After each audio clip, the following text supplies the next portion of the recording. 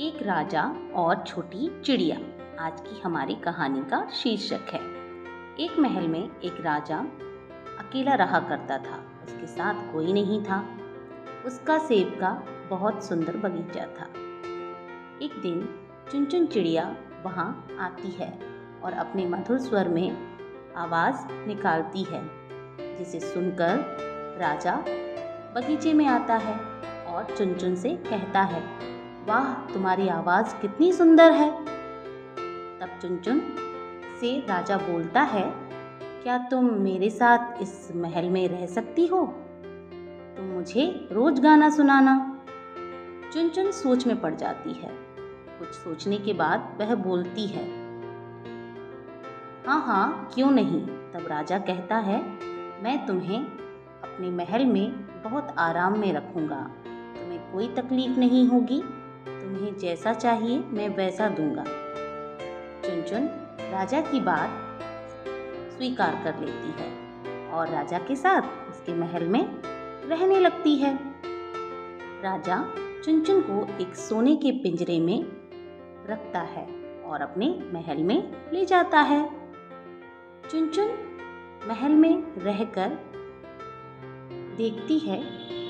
कुछ दिन उसे बहुत अच्छा लगता है, लेकिन फिर उसे महसूस होता है कि मैं एक पिंजरे में कैद हूँ, खुले आसमान में उड़ नहीं सकती, अपने दोस्तों से नहीं मिल सकती। वह अपने पुराने दिन याद करके दुखी हो रही होती है। तभी राजा चुन-चुन के पास आता है। चुन-चुन को दुखी देखकर वह कहता है, चुन-चुन, तुम्हारे स्वर में अब वह मधुरता मुझे क्यों नहीं दिखाई देती? तुम मुझे खुश क्यों नहीं दिखाई देती? क्या तुम्हें यहाँ कोई तकलीफ है? राजा चुन-चुन से पूछता है। तब चुन-चुन राजा से कहती है, मैं अपने घर जाना चाहती हूँ, अपने दोस्तों से, अपने भाई बहनों से, माता पिता से मिलना चाहती हूँ। राजा उसको भेज देता है, यह कहकर कि तुम वापस तो आओगी ना। चुन-चुन वादा कर कर उड़ जाती है। वह उड़ के अपने भाई बहन, माता पिता सभी से मिलती है। खुले आसमान में, पहाड़ों के ऊपर, नदियों के ऊपर अपने दोस्तों के साथ खेलती, खिलखिलाती हुई, चहचहाती हुई उनसे मिलती है और बहुत खुश होती है। फिर थोड़ी देर के बाद उसे याद आता है कि मैंने तो राजा से वापस आने का वादा किया था।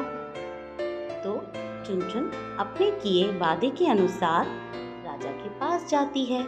यहाँ राजा दुखी हो रहा था, यह सोचकर कि चुन-चुन नहीं आएगी, और चुन-चुन की आवाज़ उसके बगीचे में सुनकर राजा खुश हो जाता है और कहता है, चुन-चुन, मैं बहुत खुश हुआ कि तुम वापस आ गई। तब चुन-चुन कहती है, मैं तुम्हारे पास रहूँगी ज़रूर, मगर पिंजरे में नहीं। मैं तुम्हारे पास आऊँगी, रोज़ तुम्हें गाना सुनाऊँगी और अपने घर चली जाऊँगी। ऐसे मैं अपने आज़ादी में भी रह पाऊँगी और तुम्हारे साथ तुम्हारे महल में भी। बच्चों, आपने इस कहानी से क्या सीखा? यह कहानी हमें सिखाती है कि किसी की स्वर्ण पराधीनता से अच्छी होती है स्वतंत्रता, यानी किसी की गुलामी से बुरा कुछ भी नहीं। जैसे कि चुन-चुन ने अपनी स्वतंत्रता को सोने के पिंजरे में कैद होने के बाद समझ पाया कि खुले आसमान में उड़ना क्या होता है।